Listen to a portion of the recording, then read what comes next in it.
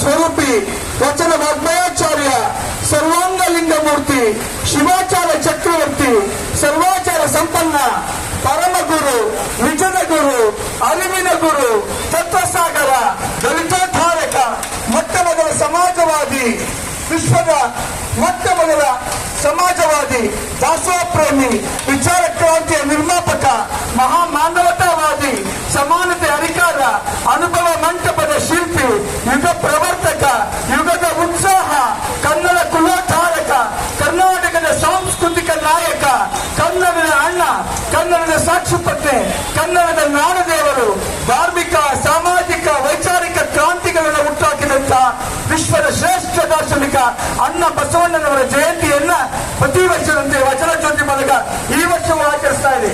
ನಾವು ಕೋವಿಡ್ಗೆ ಮುನ್ನ ಬೆಳಗ್ಗೆ ವಿಜಯನಗರದಿಂದ ಬಿಟ್ಟವರು ಮಹಾತ್ಮ ಗಾಂಧಿ ರಸ್ತೆಯಲ್ಲಿ ನಾವು ವಚನಗಳನ್ನು ಆಡ್ತಿದ್ದು. MG ರೋಡ್ನಲ್ಲಿ ಕನ್ನಡನೇ ಮಾತನಾಡೋದಿಲ್ಲ.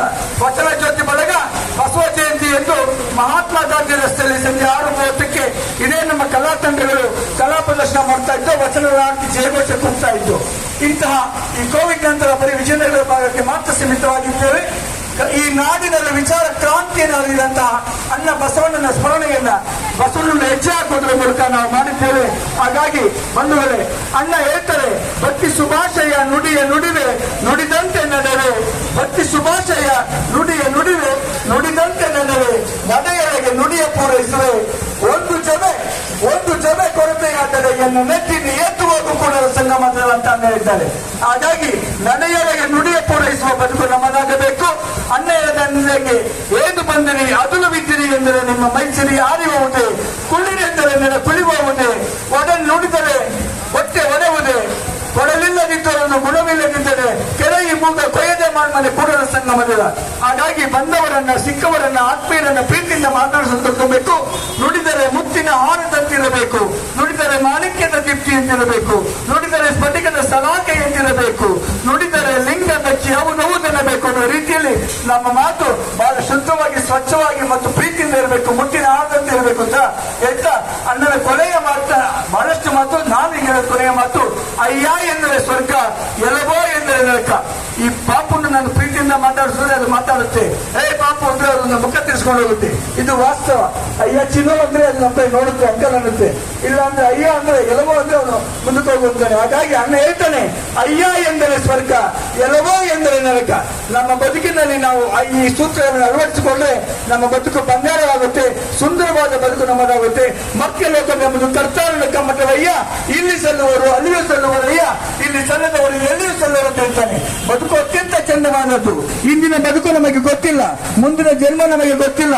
ಈ ಬದುಕಿನಲ್ಲಿ ನಾವು ನಮ್ಮ ಕುಟುಂಬವನ್ನು ಪ್ರೀತಿಸಬೇಕು, ನಮ್ಮ ಪರಿವಾರವನ್ನು ಪ್ರೀತಿಸಬೇಕು, ನಮ್ಮ ರಸ್ತೆಯನ್ನು ಪ್ರೀತಿಸಬೇಕು, ನಮ್ಮ ಪ್ರದೇಶವನ್ನು ಪ್ರೀತಿಸಬೇಕು, ನಮ್ಮ ನಾಡನ್ನು ಪ್ರೀತಿಸಿ ಗೌರವಿಸಬೇಕು.